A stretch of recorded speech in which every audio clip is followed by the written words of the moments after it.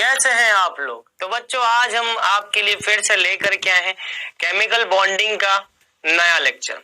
और इस लेक्चर में बच्चों हमें फिनिश करना है जो कल हमने स्टार्ट किया था। कल हमने क्या स्टार्ट किया था, मतलब कि कल मतलब पिछली क्लास में। तो पिछली क्लास में हमने स्टार्ट किया था एच बॉन्डिंग, हाइड्रोजन बॉन्डिंग को स्टार्ट किया था। आज हम इसके कुछ एप्लीकेशंस देखने वाले हैं, देखेंगे हाइड्रोजन बॉन्डिंग का यूज हमारी लाइफ में कहां कहां पर होता है।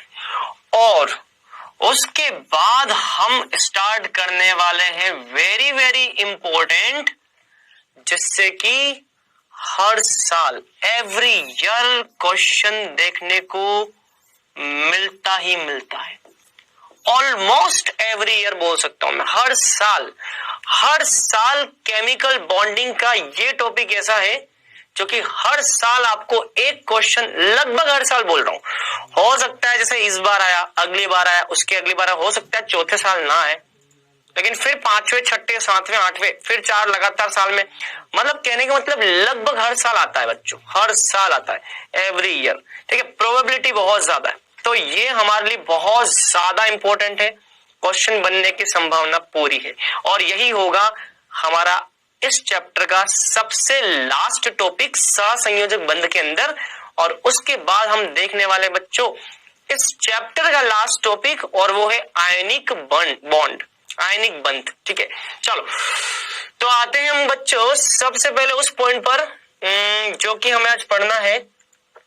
हम स्टार्ट करते हैं यहां से। चलो हम स्टार्ट करते हैं बच्चों एच बॉन्ड से, जो हमने कल की क्लास में पढ़ा था। तो एच बॉन्ड के बारे में हम ये तो जानते हैं कि हाइड्रोजन बंध कौन कौन से तत्व बनाते हैं। हाइड्रोजन बंध फ्लोरीन, ऑक्सीजन, नाइट्रोजन, ये 3 परमाणु बनाते हैं। ठीक है, मैंने आपसे बात बोली थी कि मान लीजिए 2 उच्च विद्युत ऋणी परमाणुओं के बीच हाइड्रोजन आ जाए तो यहां पे क्या उपस्थित है, हाइड्रोजन बंध उपस्थित है। फ्लोरीन, तो 2 फ्लोरीन के बीच में हाइड्रोजन अगर आ जाए तो यहाँ पे क्या उपस्थित है बेटा, यहाँ पे हाइड्रोजन बंध उपस्थित है। समझ में आया। इसी टाइप से अगर मान लो कोई भी, जैसे मान लो वाटर, अब वाटर के अंदर भी बच्चों ऐसा ही है। वाटर की अगर मैं बात करूं तो वाटर के अंदर यहां पर दोनों ऑक्सीजन परमाणुओं के बीच हाइड्रोजन आ जाए तो यहां पर हाइड्रोजन बंध H बंध उपस्थित है। तो H बंध की कंडीशन आपको मैंने बता रखी है, जब भी उच्च विद्युत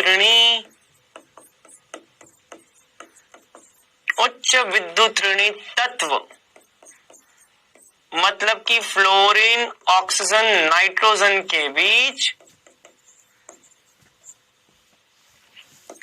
हाइड्रोजन उपस्थित हो, जब भी उच्च विद्युत ऋणी तत्व फ्लोरीन, ऑक्सीजन, नाइट्रोजन के बीच हाइड्रोजन उपस्थित हो,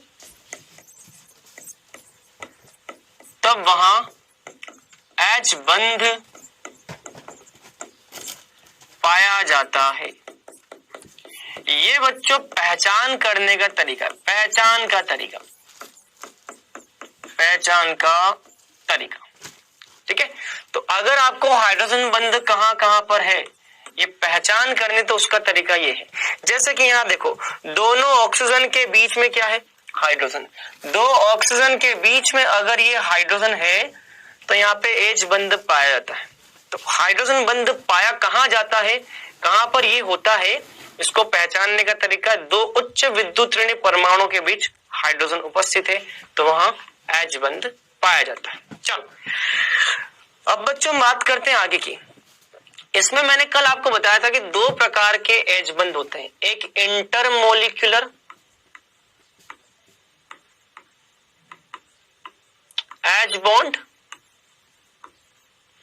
एक होता है इंट्रामोलिकुलर H बॉन्ड।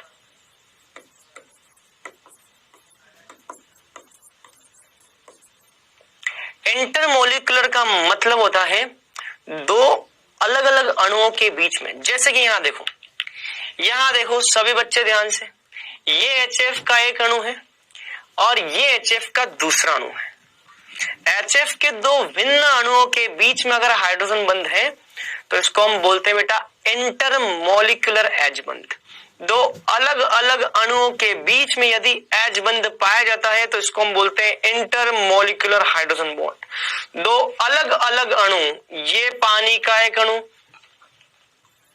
ये पानी का दूसरा अणु, जब पानी के दो अलग अलग अणुओं के बीच में, भिन्न भिन्न अणुओं के बीच में एज बंध पाया जाता है तो इसे बोलते हैं इंटरमोलिकुलर एज बंध।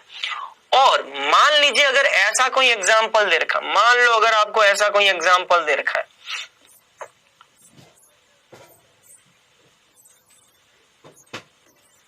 इसको हम बोलते हैं बेटा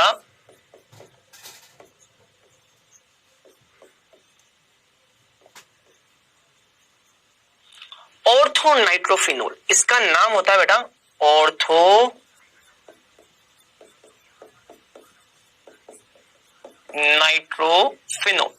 इसका नाम क्या होता है? Ortho nitrophenol.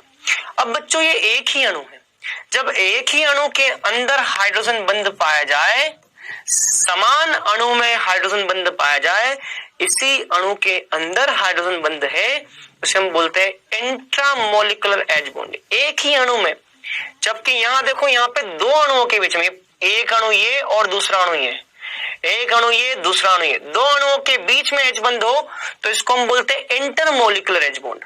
और एक ही अणु के अंदर देखो, आप यहां गौर करो, ये पूरा का पूरा एक ही अणु है, एक अणु के अंदर ही एज बॉन्ड हो तो इंट्रामोलिकुलर एज बॉन्डिंग। अब बच्चों यहां से हम बात करेंगे इसके कुछ अनुप्रयोग की। अब हम देखने वाले हैं एच बॉन्डिंग के अनुप्रयोग, एच बंध के अनुप्रयोग। ठीक है, इसके अनुप्रयोग क्या क्या है हम उसकी बात करें। सबसे पहला अनुप्रयोग तो यह है बेटा कि अगर बात करें H2O की, ठीक है, जैसे कि मैं आपको आवर्त सारणी के बारे में थोड़ी अगर जानकारी दूं तो आवर्त सारणी में जो ऑक्सीजन का परिवार है, ऑक्सीजन के परिवार का वर्ग कौन सा होता है बेटा? 16। वर्ग 16 की अगर मैं बात करूं ऑक्सीजन परिवार, तो इसका ट्रिक क्या होता है? ओ सखी से टीपो, ओ सखी से टीपो, ये इसका क्या है? ट्रिक है याद करने का। ठीक है, तो अब देखो oxygen, sulphur, selenium, tellurium, polonium, अगर इसका हाइड्रोजन के साथ बंध बनाता हुआ कोई यौगिक अगर आप जानते हो तो वो कौन सा है? पानी का। अगर इसका हाइड्रोजन के साथ बंध बनाता हुआ कोई यौगिक आप जानते हो तो वो कौन सा है? H2S। अगर इसका हाइड्रोजन के साथ यौगिक बंध बनाता हुआ यौगिक आप कोई जानते हो तो वो कौन सा है? H2SE। और अगर इसका आप हाइड्रोजन के साथ बंध बनाता हुआ यौगिक को जानते हो तो H2TE। उसी टाइप से ये हो जाएगा H2PO। ये H2S वही है बेटा जिसके बारे में कल हमने कमेंट किया था। हमने कल क्या बोला था कि इस H2S में संकरण अनुपस्थित होता है। याद है मेरे बच्चों, संकरण अनुपस्थित होता है। कितने बच्चों को ये बात याद है? कल की क्लास में, पिछली क्लास में मैंने आपको बताया था H2S CH3 का होल ट्वाइस S, इसका नाम मैंने क्या बताया था? DMS, dimethyl sulphide. इसी प्रकार से PH3, इसी प्रकार से ASH3, इन सभी में संकरण अनुपस्थित होता है, संकरण अनुपस्थित होता है। ये मैंने आपको पिछली क्लास में बढ़िया से बताया था। तो उस दौरान मैंने आपको ये H2S भी बताया था। बंध कोण यहाँ पे लगभग 91 डिग्री, 91 डिग्री, 91 डिग्री लिखो, 90 डिग्री लिखो, चलता है। तो बंध कोण यहाँ पे लगभग 91 डिग्री के आसपास है। क्यों? क्योंकि यहाँ पे संकरण अनुपस्थित है। केवल और केवल अति व्यापन, सामान्य अति व्यापन पाया जाता है, मतलब कि संकरण नहीं है, इसलिए बंध कोण 91 डिग्री। ये हम पढ़ चुके। तो बच्चों हाइड्रोजन बॉन्डिंग के अंदर आपको पूछा जाता है कि H2O, H2S, H2TE, H2PO। इनके क्वथनांक का क्रम बताना है बेटा। क्या बताना है? इनके क्वथनांक का क्रम बताना है। एग्जाम में हमसे ये क्वेश्चन पूछा जा सकता है कि बताओ इनके क्वथनांक का क्रम क्या है।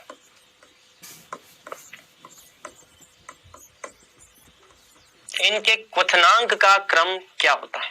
ठीक है, तो बेटा एक बात ध्यान रखना, क्वथनांक जो होता है,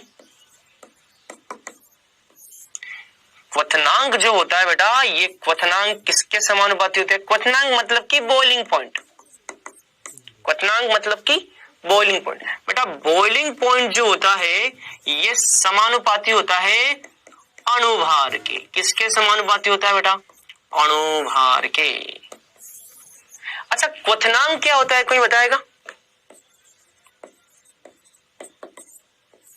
क्वथनांक क्या होता है, कोई बताएगा? क्वथनांक दो शब्दों से मिल करके बना हुआ बेटा, एक होता है क्वथन और दूसरा होता है अंक। क्वथन प्लस अंक मिलकर के क्वथनांक होता है।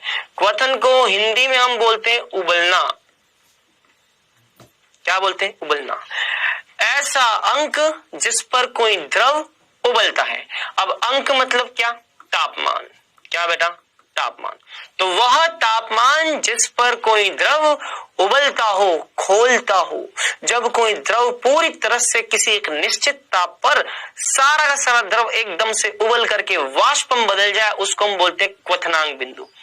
तो बच्चों हमें यहाँ पर ये बताना है कि इनके क्वथनांकों का क्रम क्या होगा। तो बेटा क्वथनांक जो होता है वो अणुभार के समानुपाती है। मतलब कि सबसे ज्यादा क्वथनांक होता है किसका? H2PO का। उससे कम क्वथनांक किसका होता है? H2T का। क्यों? क्योंकि सबसे ज्यादा अणुभार होता है इस पोलोनियम का, H2PO। जैसे जैसे आप नीचे जाओगे अणुभार बढ़ता जाएगा। भाई ऑक्सीजन से ज्यादा सल्फर का, सल्फर से ज्यादा टेल्यूरियम का, टेल्यूरियम से ज्यादा PO का, पोलोनियम का। आप चाहो तो आप इस क्रम में सेलेनियम भी जोड़ सकते हो। ठीक है, सेलेनियम यहाँ पे मिस कर दिया, इसको आप जोड़ सकते हो।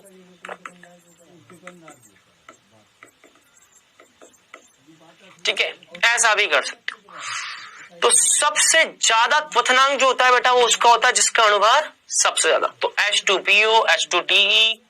उससे कम होता है H2Se। उससे कम अणुभार होता है H2S।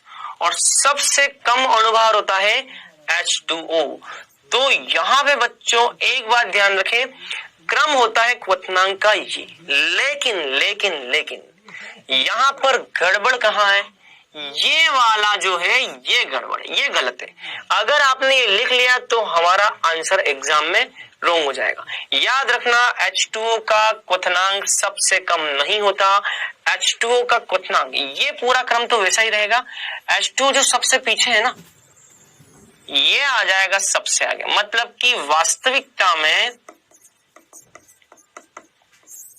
ये क्रम हो जाएगा ऐसा, H2O, फिर आएगा H2PO, फिर आएगा H2TE, फिर आएगा H2SE, फिर आएगा H2S। ऐसा इसलिए क्योंकि H2O के अणु में क्या पाया जाता है? हाइड्रोजन बंध पाया जाता है। तो हाइड्रोजन बंध के कारण बच्चों पानी का क्वथनांक बहुत ज्यादा होता है। तो होना क्या चाहिए था? होना चाहिए था ऐसा कुछ कि पानी का क्वथनांक सबसे कम होना चाहिए था, लेकिन ऐसा ना होकर के पानी का क्वथनांक सबसे ज्यादा होता है। क्यों? क्योंकि पानी के अणुओं के बीच H बंध पाया जाता है। तो बेटा ये बात अच्छे से ध्यान रखना। इसका कारण क्या है? क्योंकि पानी के अणुओं के बीच H बंध पाया जाता है। H बंध पाया जाने के कारण पानी के अणुओं का, पानी का क्वथनांक सबसे ज्यादा होता है। जबकि वास्तविकता में पानी का क्वथनांक सबसे कम होना चाहिए, लेकिन ये सबसे ज्यादा होता है क्योंकि इसमें H बंध पाया जाता है। तो ये ध्यान रखना बेटा। इसी प्रकार से दूसरा पॉइंट देखते हैं। आ जाओ, दूसरा पॉइंट नंबर 2। बात करो अगर मैं HF, HCl, HBr की। ठीक है, अब यहाँ पे भी क्या है बच्चों? यहाँ पे भी क्वथनांक हम क्या बोलते हैं? क्वथनांक जो होता है वो किसके समानुपाती? अणुभार के समानुपाती।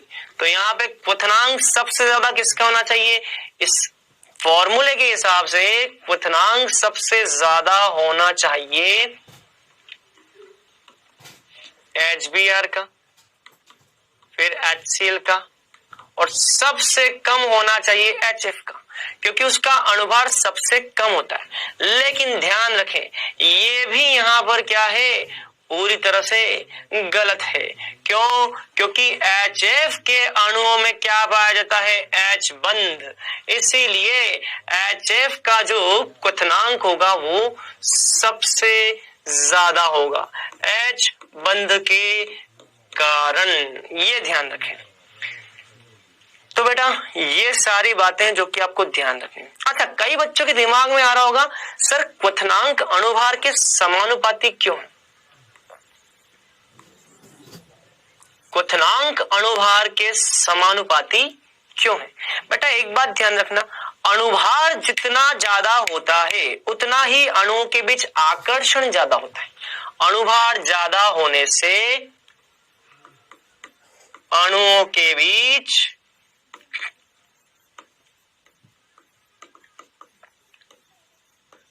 आकर्षण बढ़ता है। जितना अणुभार ज्यादा होगा उतना ही अणुओं के बीच आकर्षण बढ़ेगा, और अणुओं के बीच यदि आकर्षण बढ़ गया तो फिर भैया मान लो कि क्वथनांक बढ़ना ही बढ़ना है।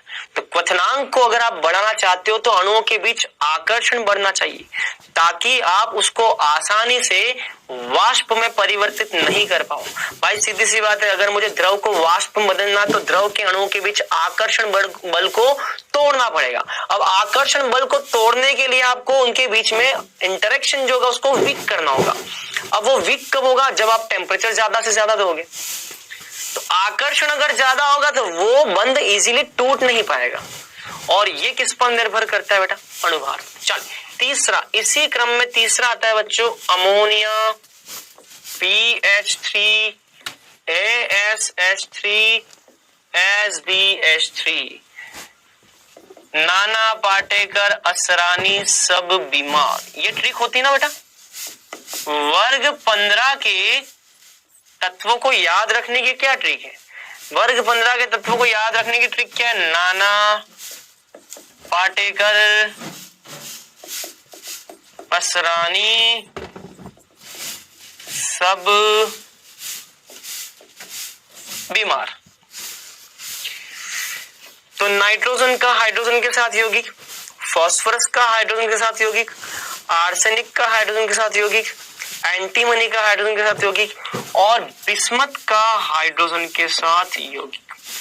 अब हमें ये बात अच्छे से पता है कि अगर मैं क्वथनांक की बात करूं तो क्वथनांक का क्रम क्या होगा?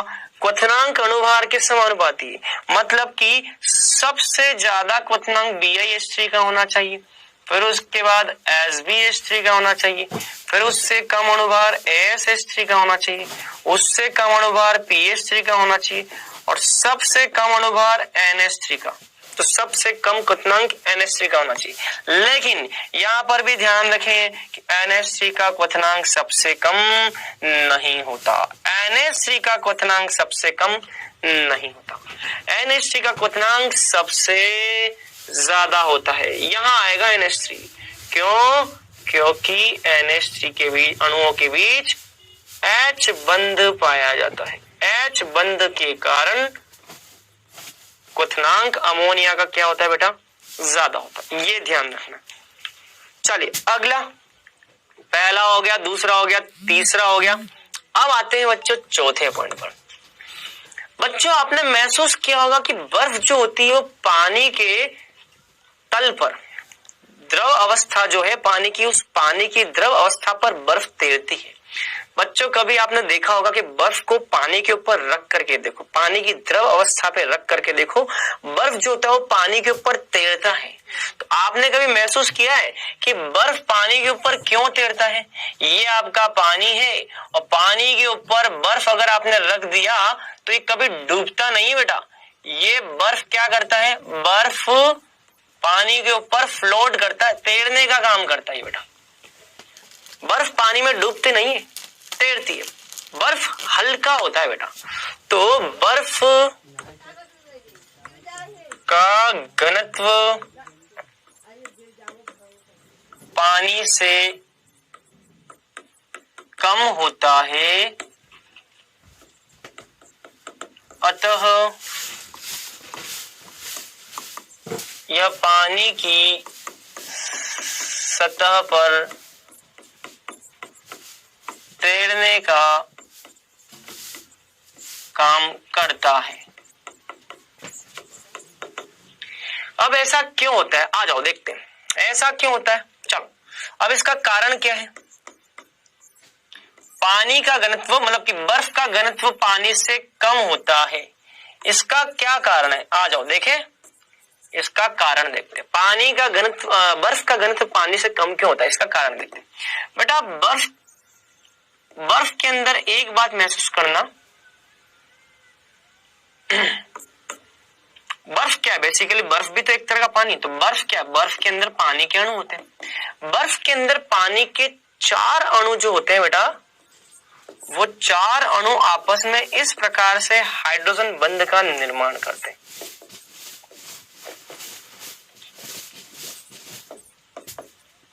तो बर्फ के अंदर एक खास प्रॉपर्टी होती है, बर्फ के अंदर एक बहुत ही खास प्रॉपर्टी होती है।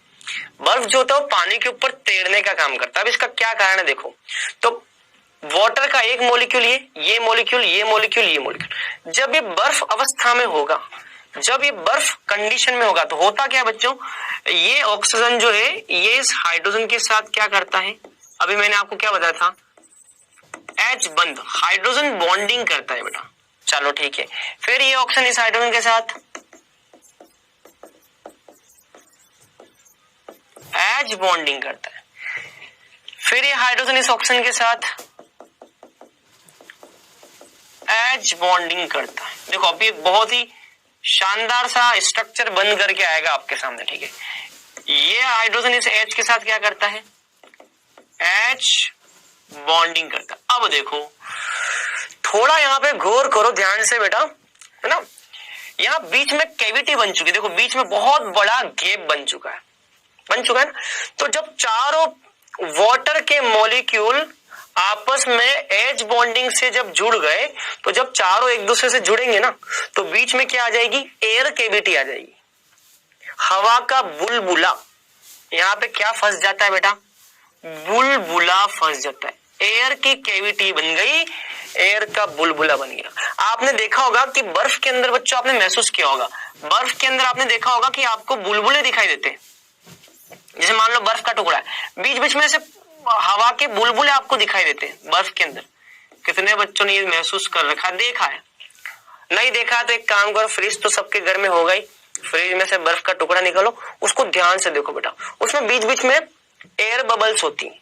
वो एयर बबल्स क्यों है बेटा, क्योंकि एयर बबल्स इसलिए क्योंकि पानी का एक मॉलिक्यूल, पानी का दूसरा मॉलिक्यूल, पानी का तीसरा मॉलिक्यूल, पानी का चौथा मॉलिक्यूल, ऐसे चारों मॉलिक्यूल मिल करके बीच में बड़ा सा गैप क्रिएट करते हैं, है ना, एक बीच में बड़ा सा गैप क्रिएट होता है। इस गैप के अंदर क्या आती है, एयर का बुलबुला फिक्स होता है। अब ये एयर का बुलबुला जैसे ही फिक्स होगा और जहां पर भी हवा आ गई, हवा तो बहुत हल्की होती है, हवा वातावरण में उड़ने का काम करती है। आप देखो हमारे जो वातावरण की एयर की एनवायरमेंट की जो एयर है वो हवा में ही रहती है, ऊपर आसमान में घूमती फिरती रहती है। एयर कभी नीचे सेटल थोड़ी होती, वो तो घूमता फिरता रहता है, क्यों, हल्का है बहुत। इसीलिए बर्फ जो होता है ना बेटा, ये बर्फ बहुत हल्का होता है, पानी का घनत्व बहुत कम होता है, सॉरी माफ करना, पानी नहीं, बर्फ का घनत्व जो होता है वो पानी से बहुत कम होता है। पानी मतलब कि मैं द्रव की बात कर रहा हूँ, द्रव अवस्था की। तो बर्फ का घनत्व पानी से बहुत कम होता है। ऐसा क्यों, क्योंकि हम जानते हैं कि पानी के 4 अणु मिलेंगे और बीच में एक कैविटी बन जाएगी, गैप बन जाएगा, बीच में बड़ा सा बुलबुला बन जाएगा। तो ये तो एक बुलबुला बता रखा मैंने, ऐसे बर्फ के अंदर बहुत सारे छोटे छोटे, ऐसे छोटे बड़े असमान आकार के बहुत सारे बुलबुले, ये बर्फ को क्या करते हैं, हल्का बनाते हैं, उसका घनत्व, उसका डेंसिटी कम करते हैं। इसीलिए बर्फ जो होती है वो पानी पर क्या करती है, बर्फ पानी पर तैरने का काम करती है। तो ये चीज आपको ध्यान रखनी बेटा, ये आपको एग्जाम में पूछा जा सकता है। चलो नंबर 5, अब आते हैं नंबर 5 पर, ठीक है। हाइड्रोजन बॉन्डिंग की एप्लीकेशन के अंदर नंबर 5 जो है बेटा वो बहुत ज्यादा इंपॉर्टेंट पार्ट है। जैसे कि सल्फ्यूरिक अम्ल, सल्फ्यूरिक अम्लों को बेटा आप क्या बोलते हो? अम्लों का राजा बोलते हो ना। सल्फ्यूरिक अम्ल का मतलब अम्लों का राजा। आपने सुना होगा सल्फ्यूरिक अम्ल एक प्रबल अम्ल है बेटा, प्रबल अम्ल होता है। ऐसा क्यों? क्योंकि यह आसानी से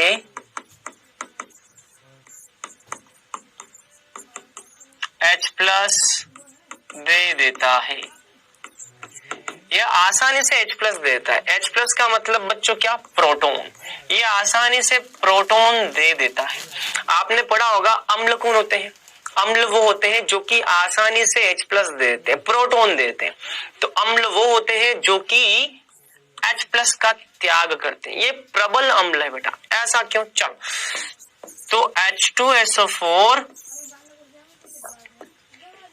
H+ त्यागेगा और HSO4 माइनस बनाएगा। ठीक है, H2SO4 ने क्या डोनेट कर दिया? प्रोटॉन डोनेट कर दिया। H2SO4 H+ डोनेट करता है, इसीलिए हम इसको क्या बोलते हैं? अम्ल बोलते हैं। और ये बहुत आसानी से H+ डोनेट करता है, इसीलिए इसको हम क्या बोलते हैं? प्रबल अम्ल बोलते हैं। ये आसानी से H+ डोनेट क्यों करता है? क्योंकि देखो, ये जो बनने वाला एनायन है, जो बनने वाला ऋण आयन है बेटा, ये ऋण आयन कुछ इस शक्ल का होता है।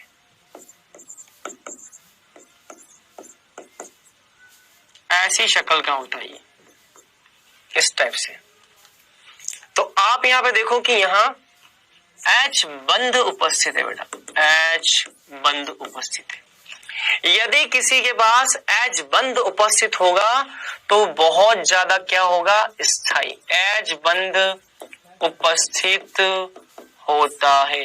HSO4 माइनस में H बंध उपस्थित होता है। HSO4 माइनस में H बंध उपस्थित होता है और H बंध उपस्थित है। ये चक्री का निर्माण हो रहा है, चक्रीय प्रजाति बन रही है। और जहां पे चक्री प्रजाति बनती है वो प्रजाति बहुत ज्यादा क्या होती है बेटा? स्थायी प्रजाति है। तो जब भी कोई चक्री बन जाए ना, इस प्रकार से चक्री यौगिक बन जाए, हाइड्रोजन बंध का जहां पर भी निर्माण हो, वो प्रजाति बहुत ज्यादा स्थायी होती है। तो H बंध उपस्थित होता है, इसलिए बहुत ज्यादा क्या है? बहुत ज्यादा स्थायी है। अगर ये बहुत ज्यादा स्थायी है तो ये आसानी से H+ दे देगा, क्योंकि इसका H+ देना इसके लिए बेनिफिशियल हो गया, इसके लिए फायदे का सौदा हो गया। क्योंकि अगर ये H+ देगा तो बनने वाला ऋणायन जो है बहुत ज्यादा स्थायी प्राप्त होगा। H बंध के कारण फायदे का सौदा हुआ यहाँ पे। तो ये बेटा यहाँ पे ध्यान रखना। चलो नंबर 6। ठीक है, नंबर 6 में बच्चों यहाँ पे ध्यान रखना आपको, इसको तो हम यहाँ पे नोट कर लेते हैं। नंबर 6 एक यौगिक होता है बेटा, क्लोरल हाइड्रेट। क्लोरल हाइड्रेट में भी H बंध उपस्थित होता है। अच्छा, ये कौन सा H बंध है बच्चों? इंटरमोलिकुलर है या इंट्रामोलिकुलर है? सोचो थोड़ा, ये इंटरमोलिकुलर है या इंट्रामोलिकुलर है? थोड़ा सोचिए बच्चों। एक ही अणु के अंदर बन रहा है, यहाँ पे एक समान अणु है, समान अणु में H बंध बनेगा तो इंट्रामोलिकुलर H बॉन्डिंग। इसको हम क्या बोलते हैं? इंट्रामोलिकुलर। एक ही अणु में बनने वाला H bond intramolecular H bond. एक ही अणु में, समान अणु में बनने वाला H bond intramolecular H bond है। क्लोरल हाइड्रेट में भी H बंध उपस्थित होता है। क्लोरल हाइड्रेट क्या है? देखो, CCl3 CHOH का होल ट्वाइस, इसे हम बोलते हैं क्लोरल हाइड्रेट। ठीक है, अब क्लोरल हाइड्रेट जो है ना बेटा,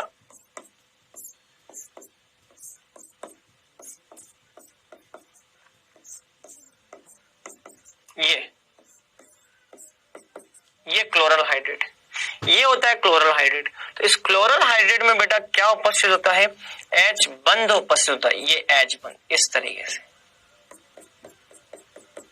यहाँ पे H बंध होता है, ठीक है। तो क्लोरल हाइड्रेट में भी H बंध है। अब बच्चों ये जो H बंध है ये एक ही मॉलिक्यूल के अंदर है, इसीलिए हम इसको क्या बोलते हैं, इंट्रा मॉलिक्यूलर H बॉन्ड, ठीक है। ये इंट्रामोलिकुलर एच बॉन्ड है।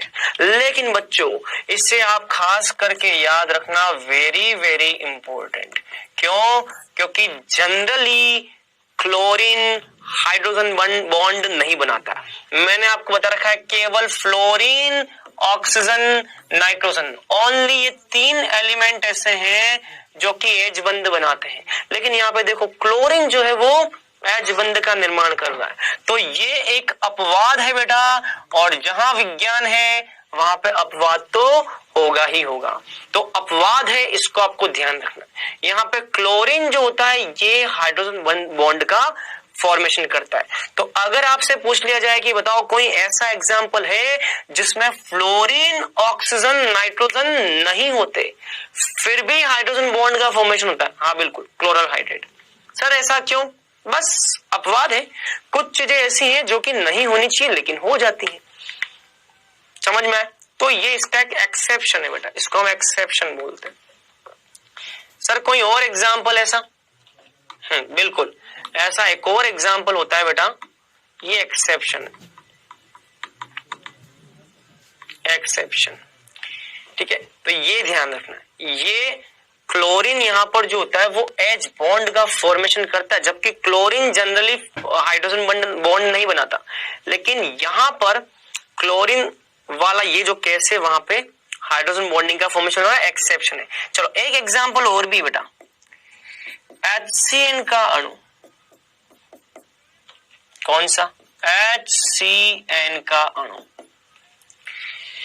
यहां पर भी आप ये देखिए बेटा कि नाइट्रोजन तो हाइड्रोजन बॉन्ड बनाता है लेकिन कार्बन भी हाइड्रोजन बॉन्ड बना रहा है। यहाँ पे ये जो हाइड्रोजन है ना, ये हाइड्रोजन यहाँ हाइड्रोजन बॉन्डिंग का काम कर रहा है, ये देखो।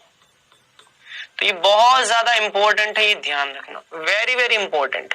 तो यहाँ पे ये कार्बन जो है ये एच बॉन्ड का फॉर्मेशन कर रहा है। चलो अब ऐसा होता क्यों, मैं बताता हूँ आपको। ये बात तो पता है कि नाइट्रोजन तो एच बंध का निर्माण करता है लेकिन कार्बन भी एच बंध का निर्माण करता है। क्यों, क्योंकि यहाँ कार्बन का संकरण क्या है बेटा, sp, एक सिग्मा बंध, 2 सिग्मा बंध। जब भी 2 सिग्मा बंध हो तो संकरण क्या होता है बेटा, sp। हमेशा बेटा एक बात ध्यान रखना, sp कार्बन की विद्युत ऋणता, याद रखना, ये याद रखना हमेशा बेटा एक बात ध्यान रखना, sp कार्बन की विद्युत ऋणता नाइट्रोजन से ज्यादा होती है। यदि नाइट्रोजन हाइड्रोजन बंध का निर्माण कर सकता है तो sp कार्बन तो निश्चित तौर पर करेगा। क्यों, क्योंकि नाइट्रोजन की तुलना में sp कार्बन की विद्युत ऋणता और भी ज्यादा है। मैं आपको बता चुका हूं जिन जिन तत्वों की विद्युत ऋणता बहुत ज्यादा होती है, लाइक फ्लोरीन, ऑक्सीजन, नाइट्रोजन, ये तीनों तत्व ऐसे हैं जिनकी विद्युत ऋणता बहुत उच्च होती है, उच्च विद्युत ऋणी तत्व।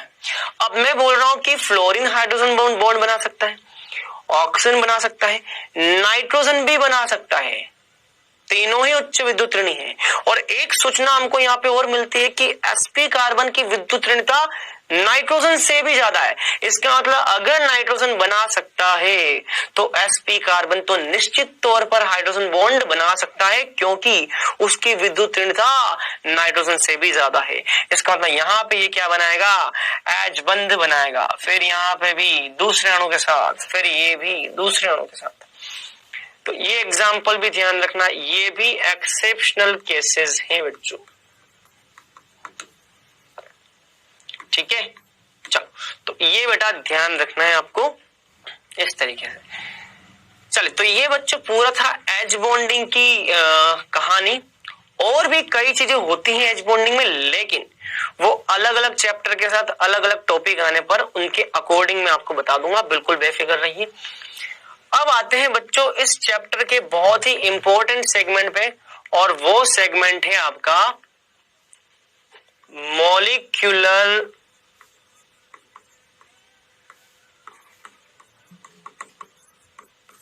ऑर्बिटल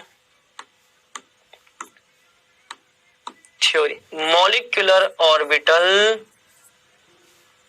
थ्योरी, इसे हम हिंदी में बोलते हैं बेटा आणविक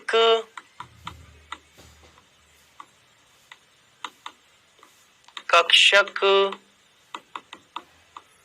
सिद्धांत, और इन शॉर्ट हम बोलते हैं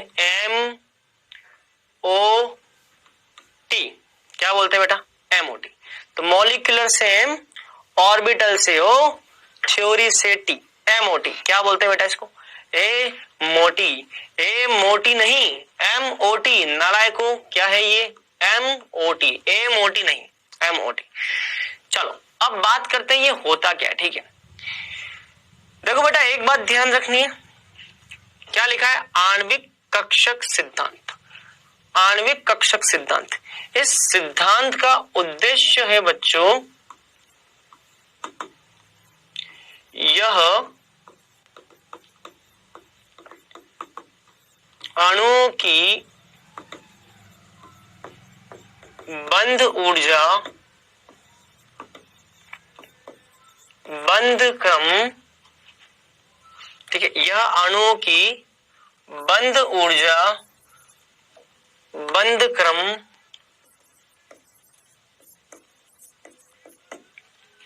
बंध लंबाई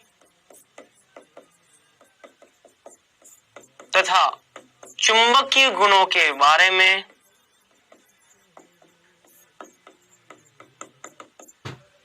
चुंबकीय गुणों के बारे में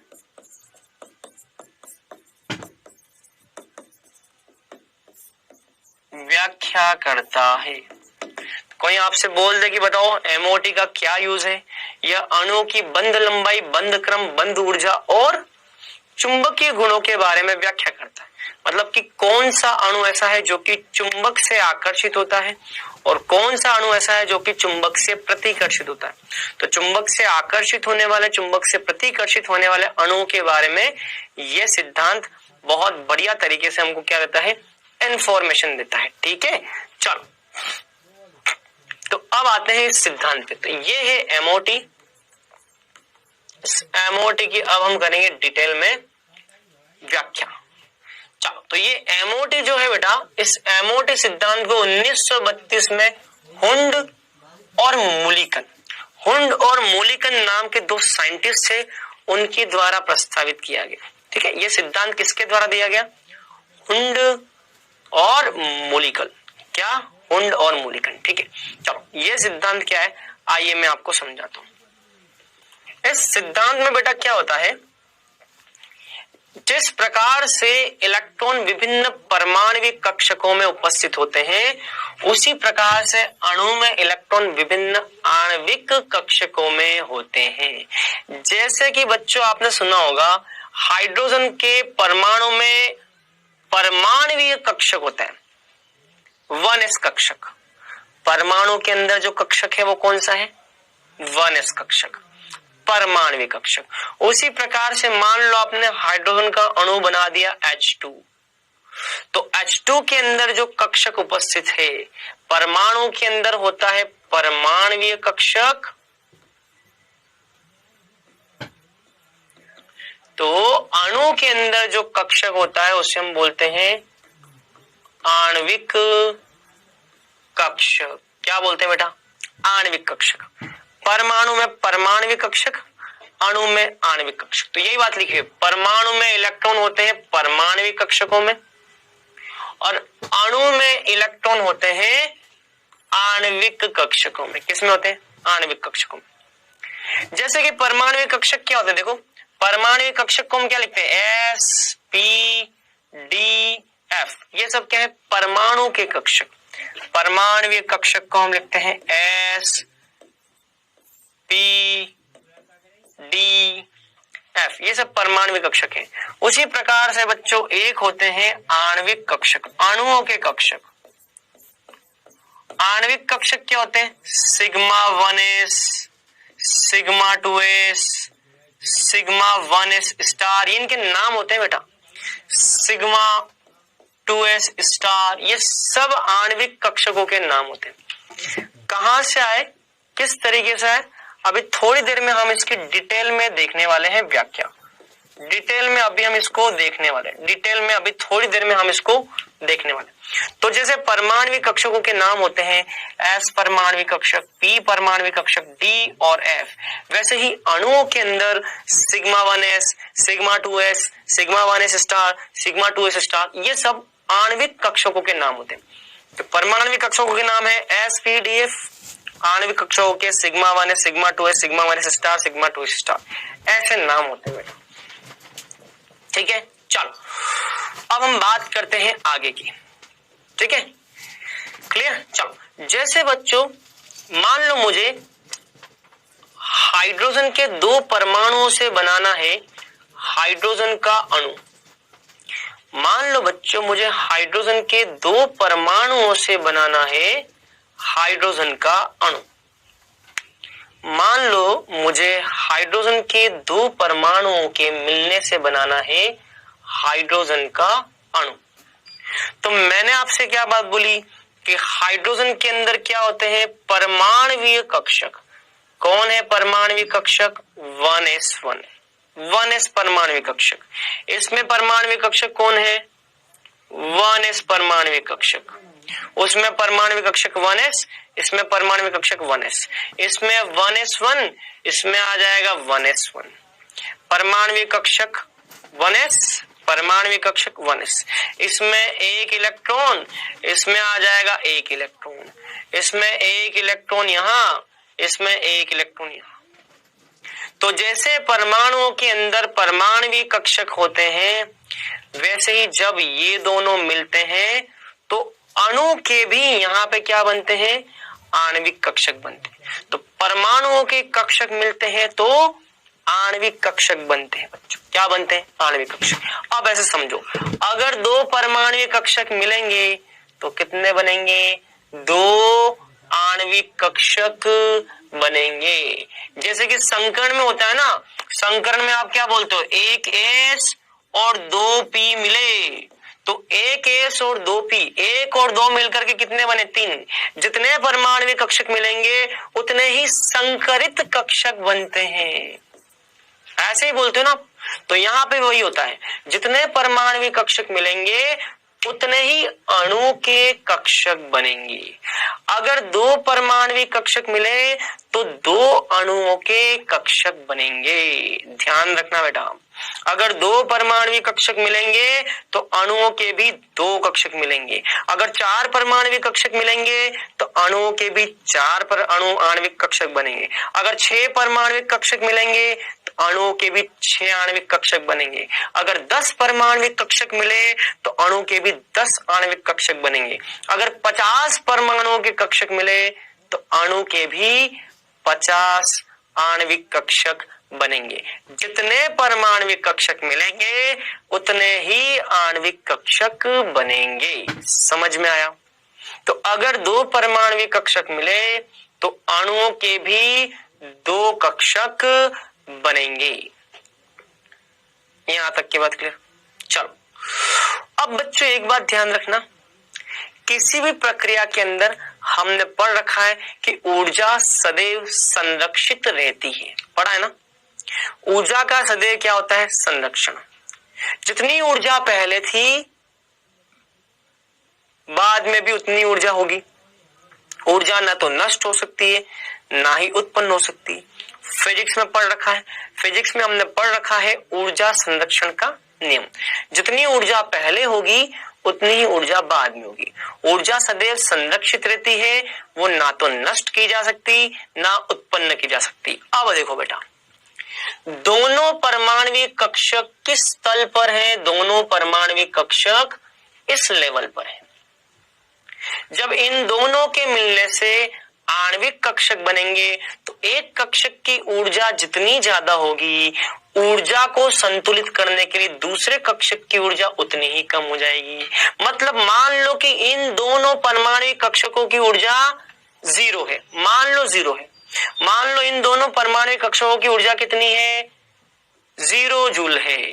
तो अगर यहां से ये 0 से मान लो +5 जूल ऊपर गया तो 0 से ये -5 जूल नीचे आ जाएगा।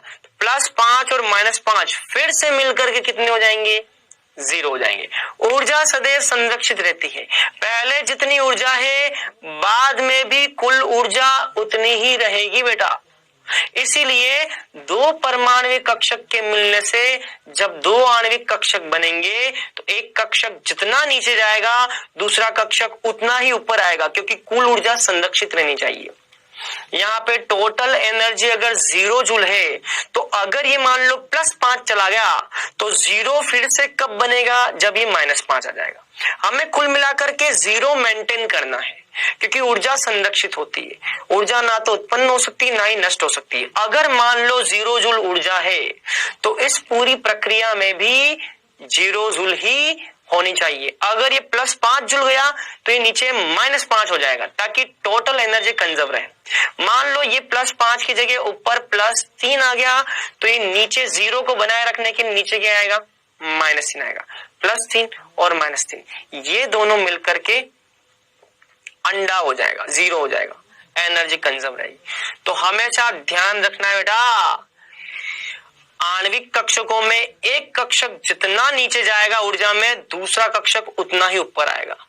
ऊर्जा हमेशा क्या होती है, संरक्षित होती है, ये ध्यान रखना है बेटा। ठीक है, चलो तो ये आ गया।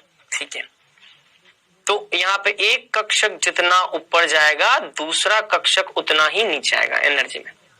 चलो तो 1s मिले। अब देखो मैं आपको बता चुका हूं बेटा कि आपको एक बात ध्यान रखनी बेटा, s कक्षकों के मिलने से कभी भी पाई बंध नहीं बनता, नेवर एवर। आपको ये बात मैं बता चुका हूं। s कक्षकों के बीच में जब भी ओवरलैपिंग होता है, जब भी s कक्षक मिलते हैं तो उनके बीच में कभी भी पाई का फॉर्मेशन नहीं होता। मतलब कि s मिलेंगे तो यहाँ पे क्या बनेगा, सिग्मा आणविक कक्षक बनेगा। और सिग्मा आणविक कक्षक कौन सा वाला बन रहा है, 1s वाला बन रहा है, मतलब कि ये सिग्मा 1s हो जाएगा। इसको हम बोलते हैं सिग्मा 1s। क्यों, क्योंकि 1s के मिलने से सिग्मा वाला आणविक कक्षक बनता है। कौन सा बनता है बच्चों, सिग्मा वाला, कभी भी पाई वाला नहीं बनता। समझ में आया? तो यहाँ पे दो बन गए, एक सिग्मा 1s बन गया, ये भी क्या है 1s के मिलने से ये भी क्या बनेगा, ये भी सिग्मा 1s ही बनेगा। लेकिन यहाँ पे सिग्मा 1s है तो इसको हम लिखते हैं सिग्मा 1s स्टार। जिसकी ऊर्जा ज्यादा होती है वो सिग्मा 1s स्टार, जिसकी ऊर्जा कम होती है वो सिग्मा 1s हो जाता है।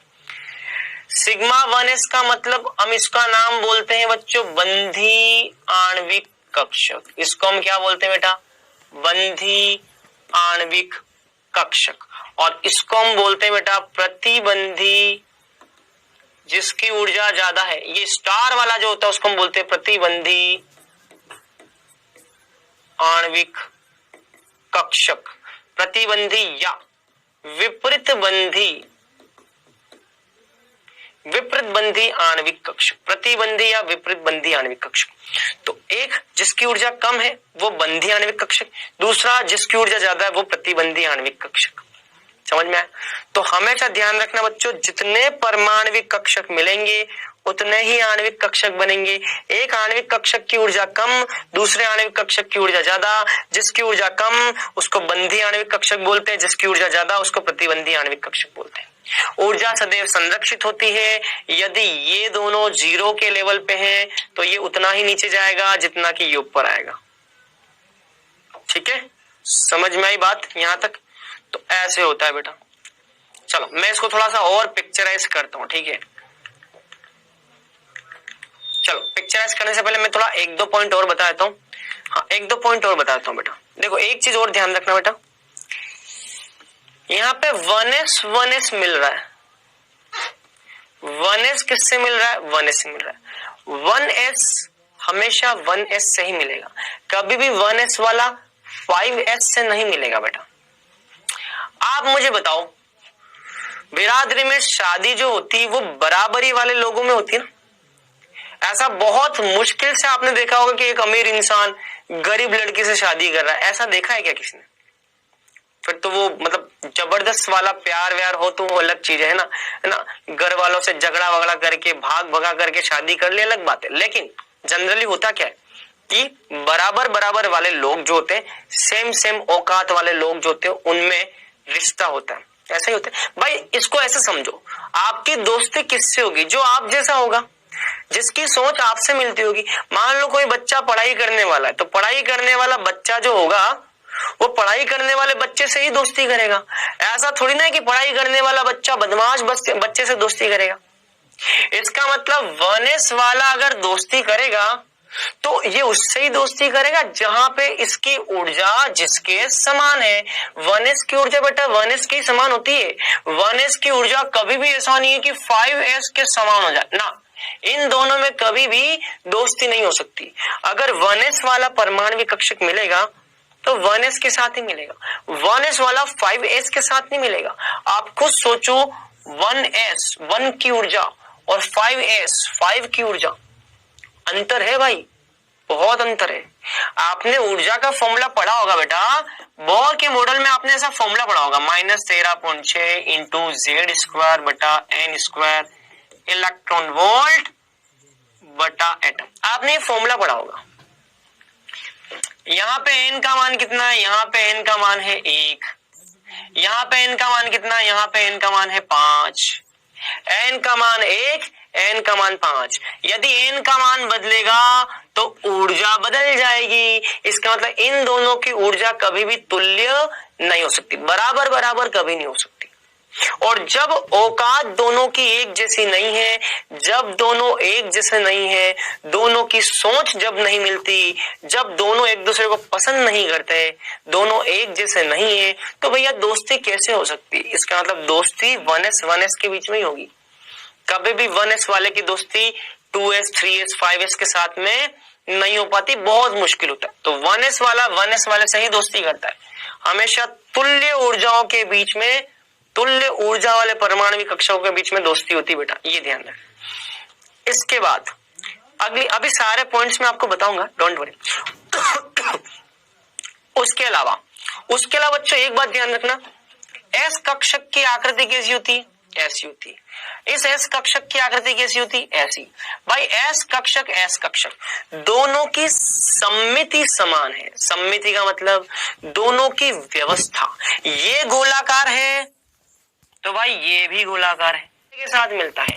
P वाला P वाले के साथ मिलता है, क्योंकि P वाले डंबल आकार है तो दूसरा P भी डंबल आकार। दोनों का अभिविन्यास, दोनों की व्यवस्था समान है।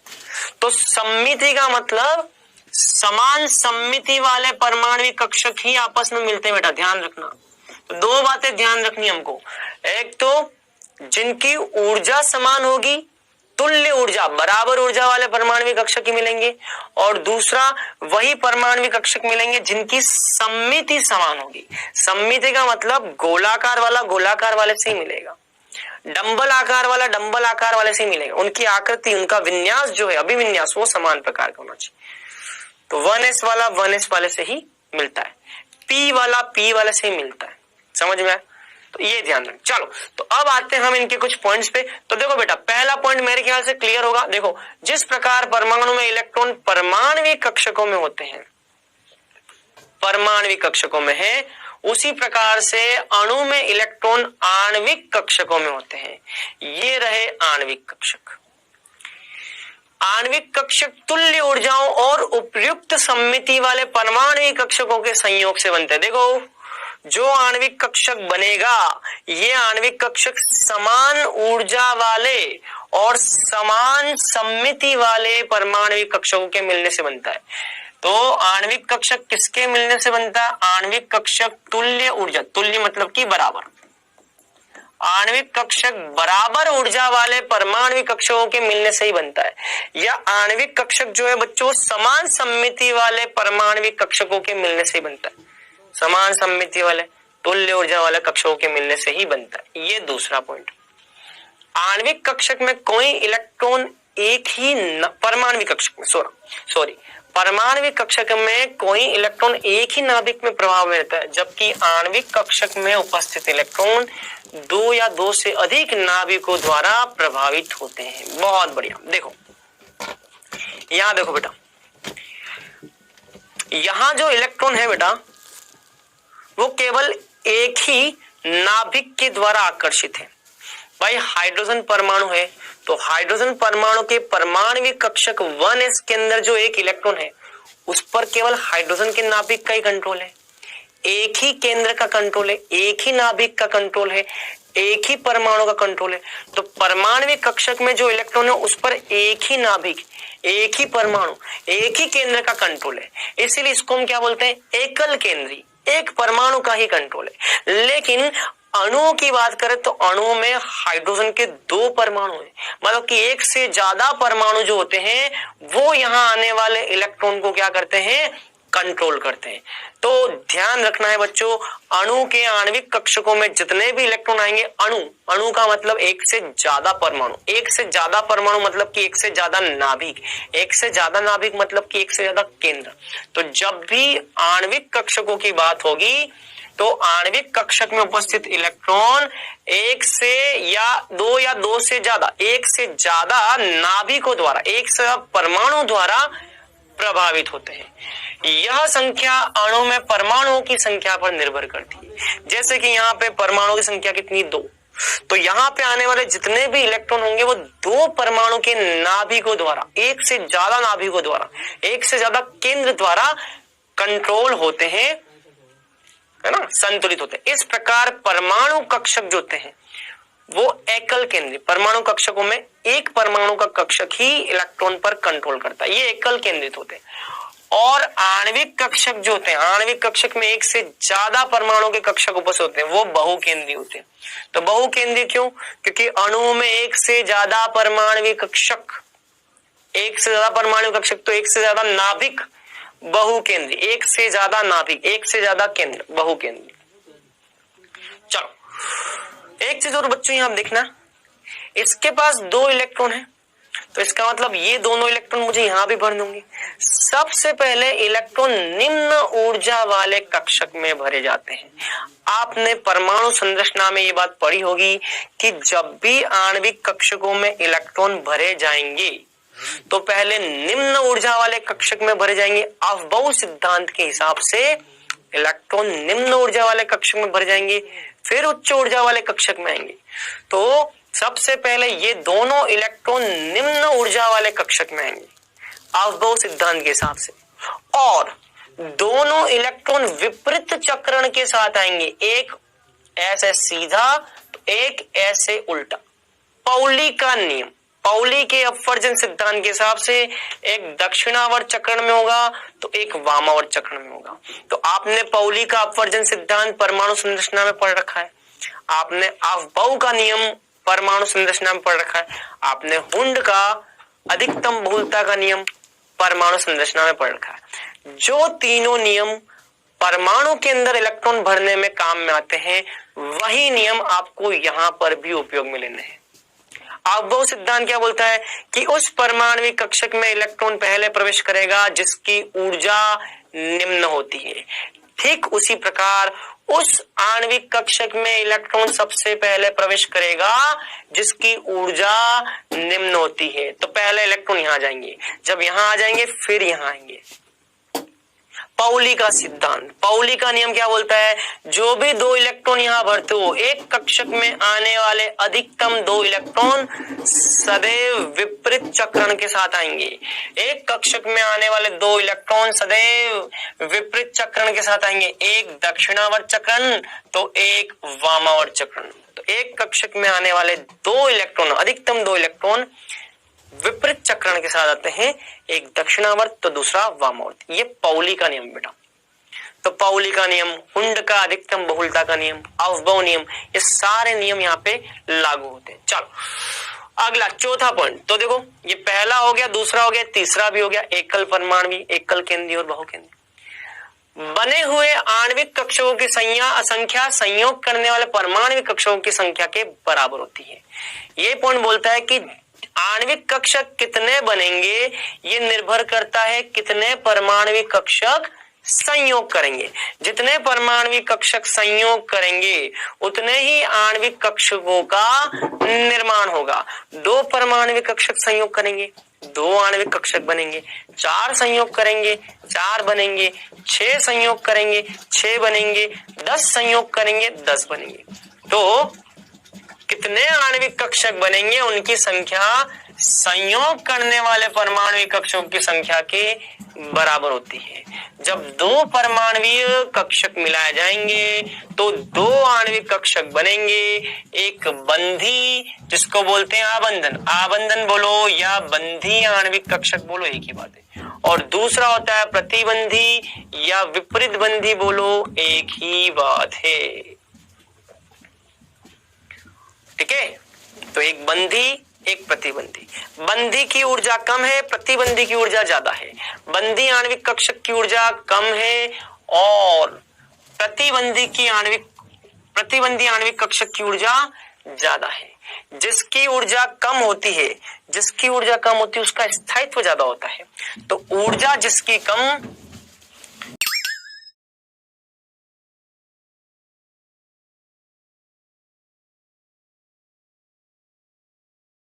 ऊर्जा ज्यादा होगी तो स्थायित्व कम होगा, जिसकी ऊर्जा कम होगी उसका स्थायित्व ज्यादा होगा।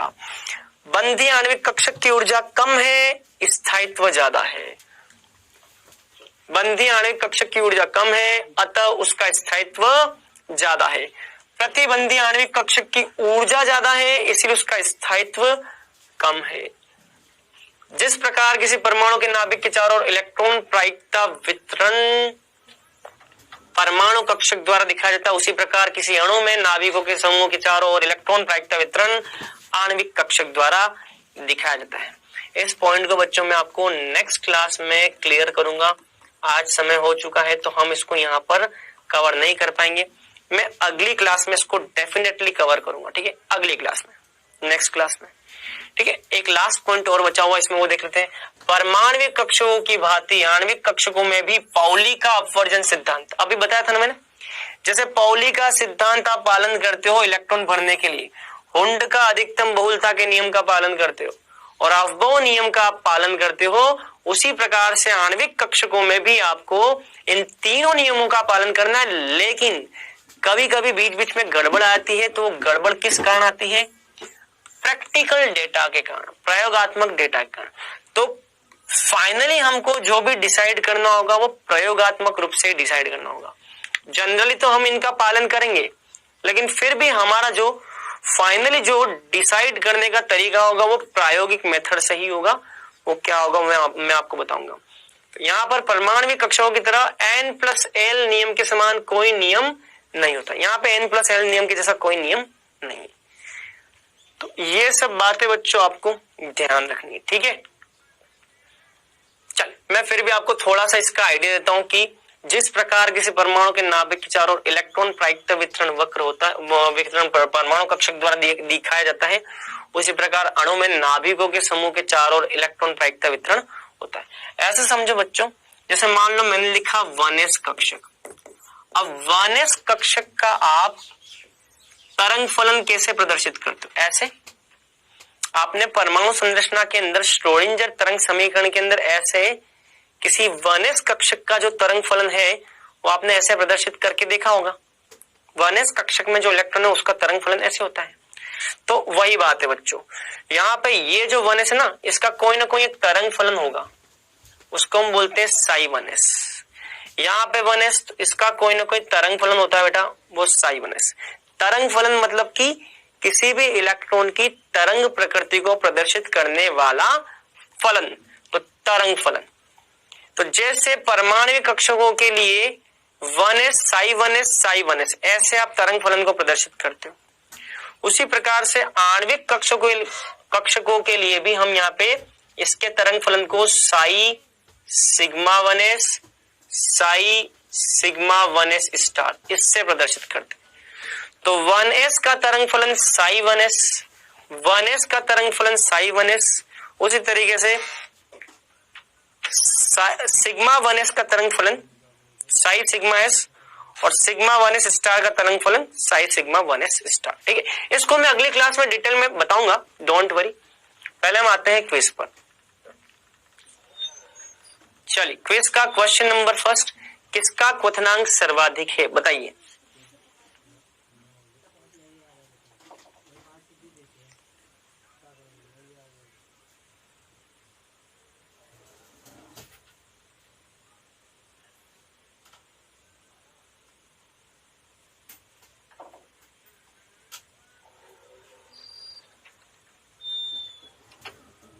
चलिए नेक्स्ट क्वेश्चन देखते हैं। अगला क्वेश्चन भी है, किसका क्वथनांक सर्वाधिक है।